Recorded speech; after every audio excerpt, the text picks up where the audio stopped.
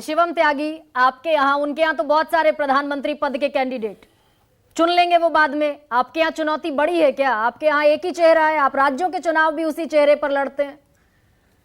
देखिए गरिमा जी, जूही जी ने कहा कि देखिए ख्वाहिश तो हर किसी की होती है और मुझे लगता है ख्वाहिश तो होनी ही चाहिए। मैं तो बस यही कहना चाहता हूँ कि हज़ारों ख्वाहिशें ऐसी कि हर ख्वाहिश पे दम निकले, बहुत निकले मेरे अरमा लेकिन फिर भी कम निकले।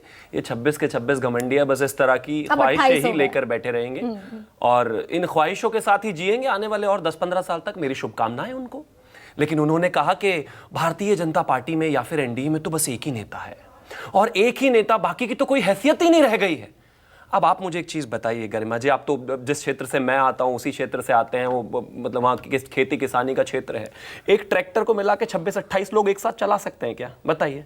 या इस प्रोग्राम को ही मिला के 26-28 एंकर एक साथ चला सकते हैं क्या? बाकी कोई हो ही ना।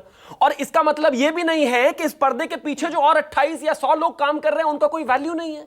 लेकिन कोई तो एक आदमी होगा जो किसी चीज को लेकर ड्राइव करके आगे जाएगा। कोई तो इस घमंडिया का एक घमंडी होगा जो उसको लेकर आगे जाएगा। कोई तो एक व्यक्ति ऐसा चाहिए जिसका दिशा निर्देश हो। लेकिन इसका ऐसा मतलब नहीं है कि उसके पीछे टीम नहीं है।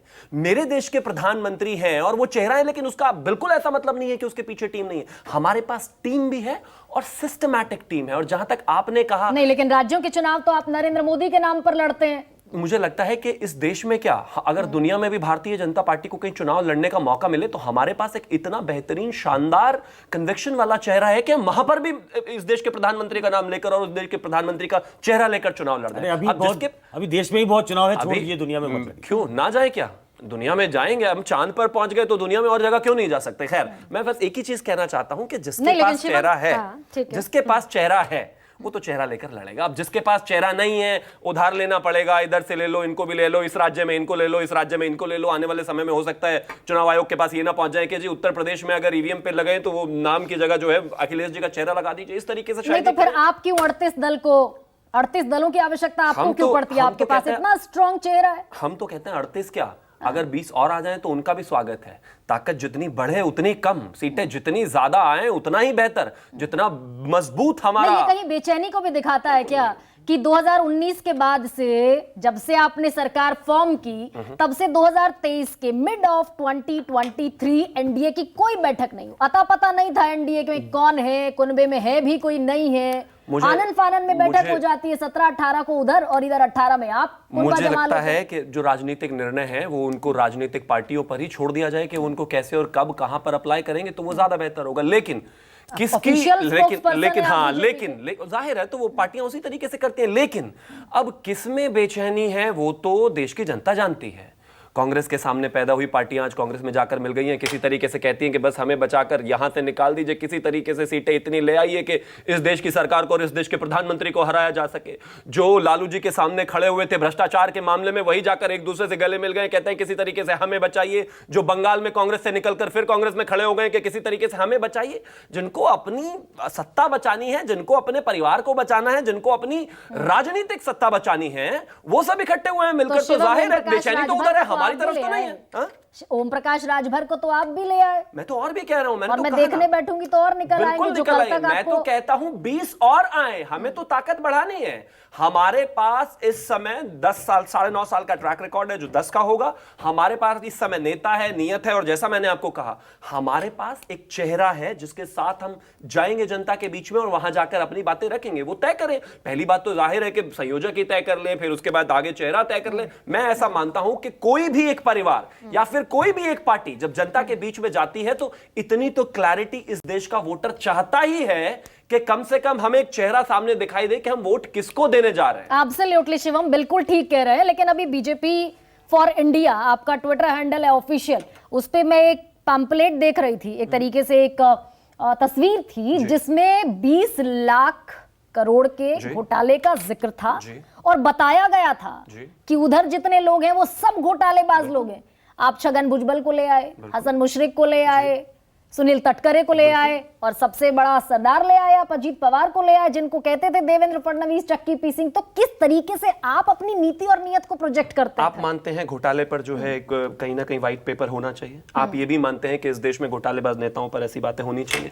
वो जो सामने मेरे बैठे हैं ना, जो इस तरह की बातें करते हैं, वो कन्विक्टेड नेता को लेकर घूम रहे हैं जिसपे सुप्रीम कोर्ट ने लिख दिया कि वो भ्रष्टाचारी हैं। वो उसको लेने में शर्म नहीं कर रहे। और जहां तक बात मैं कहता हूं अजीत पवार की बिल्कुल क्लियर है, इस देश में भ्रष्टाचार पर अगर कोई भी निर्णय अंतिम लेती है तो वो कोर्ट लेती है, और कोर्ट स्वतंत्र है। लेकिन ना वो भारतीय जनता पार्टी से चलती है, ना किसी और पॉलिटिकल एक पार्टी से सेकंड चलते हैं। शिवम त्यागी, प्रधानमंत्री भोपाल की रैली में सार्वजनिक तौर पर कहते हैं कि एनसीपी 70,000 करोड़ के घोटाले की गारंटी है। जी। 4 दिन बाद आप सारे कुनबे को ले आते हैं। मैं तो ये कैसा प्रोजेक्शन? ये प्रोजेक्शन है कि मैं तो कहता हूं कि नेता चाहे भारतीय जनता पार्टी का हो, विधायक चाहे कर्नाटक का हो, अगर घूस लेते हुए पकड़े जाएंगे तो जाहिर है एजेंसीज अपना काम करेंगी, कोर्ट अपना काम करेंगे। लेकिन यही लिटमस टेस्ट मेरे जो बराबर वाले बैठे हैं, एक बार जरा उन पर भी लगा दीजिए, और लगा दिया तो मेरा ख्याल 80% तो बाय डिफॉल्ट साफ हो जाएंगे बिल्कुल। और अगर नेताओं के शीर्ष नेतृत्व की बात करें तो ऐसा ना हो कि 90% पार्टियों की वर्किंग कमेटी के बैठक ही जेल में हो। लेकिन अगर कोर्ट को और इन्वेस्टिगेटिंग एजेंसीज को ही तय करना है तो फिर यह भी तय करना होगा कि सार्वजनिक इस तरह की बैठकों में, रैलीज में कम से कम ये बड़ी बातें ना की जाए। क्यों हम भ्रष्टाचारी को भ्रष्टाचारी ना कहें? मुझे लगता है कि लालू जी को भ्रष्टाचारी कहने के लिए तो अब इस देश में किसी को सर्टिफिकेट की आवश्यकता नहीं है, तो बिल्कुल कहना चाहिए। क्यों ना कहा जाए? भ्रष्टाचारी को ले भी आते हैं आप पार्टी में? लालू जी हमारी पार्टी में नहीं है, उनसे भी 4 सवाल पूछ लिए जाने चाहिए इस बारे में। भ्रष्टाचारियों को पार्टी में ले आते हैं 4 दिन। मैं तो कहता हूं जो भ्रष्टाचारी साबित होगा वो बिल्कुल हो, चाहे किसी भी पार्टी का हो। शिवम जी, ये लालू यादव कन्विक्टेड कुछ साल पहले हुए हैं। लालू यादव पे भ्रष्टाचार के आरोप और उन पे इस तरह का हमला आप तब भी करते थे जब ये मामला कोर्ट में चल रहा था।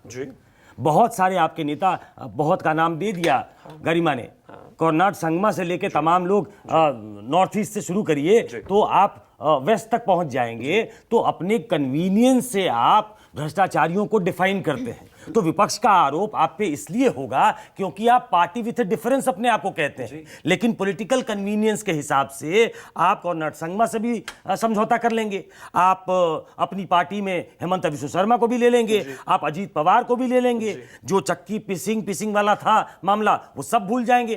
तो ऐसे में ये जो थोथी दलील लगती है जब आप भ्रष्टाचार पे भाषण देते हैं, ये कह रही थी गरिमा आपको। थोथी दलील आपको लगती हो सकती है, या फिर मुझे लगता है किसी और को लगती हो। थोथी दलील अगर इस देश की जनता को लगती तो जनता हराकर हमें साइड पर वहां बैठा देती जहां वो लोग बैठे हैं। ये थोथी दलील आपको जरूर लगती है, मैं सम्मान करता हूं इस बात का, लेकिन ये थोथी दलील नहीं है। अगर ये थोथी दलील होती तो इस देश में अभी तक इन्फोर्समेंट डायरेक्टरेट 800 करोड़ जो है धन, उसको जब्त नहीं कर लिया होता। 1 लाख करोड़ से ज्यादा के टोटल अटैचमेंट्स है, लेकिन 800 करोड़ जब्त कर चुकी है। मुझे पूरी उम्मीद है थोथी दलील लगेगी, मुझे पूरी उम्मीद है थोथी दलील जनता को लगेगी। लेकिन पार्था चैटर्जी जो मंत्री थे उनके घरों में से 100 करोड़ निकल रहे हैं और कुत्तों के लिए फ्लैट निकल रहे हैं। अगर ये जनता को थोथी दलील लगती तो जनता हमें कभी इतना सम्मान नहीं देती। जनता देती है क्योंकि वो इसको थोथी दलील नहीं मानती। और दूसरी तरफ जो लोग कन्विक्टेड लोगों को लेकर घूम रहे हैं, झंडा बरदारी कर रहे हैं, उनको ब्रांड एम्बेसडर बनाए हुए हैं, मुझे लगता है सवाल उनसे पूछा जाना ही चाहिए। ईडी का जिक्र किया आपने, जांच एजेंसियों का जिक्र किया, कोर्ट का जिक्र किया। 95% मामले ईडी और सीबीआई इस समय विपक्ष के नेताओं के खिलाफ चला रहे। यानी कि जो वॉशिंग मशीन का जिक्र नितिन गडकरी कर रहे हैं ना कि इको फ्रेंडली साबुन है आपकी, सब आपके यहाँ पर आकर धुल जाता है, पाक साफ हो जाता है। लेकिन तमिलनाडु में जब कांग्रेस का अलायंस हटा था, अगले दिन सीबीआई वहां पर पहुंच गई थी। और मुझे लगता है कि अगर किसी और के पास भी सबूत है, मैं तो कहता हूं स्वागत है।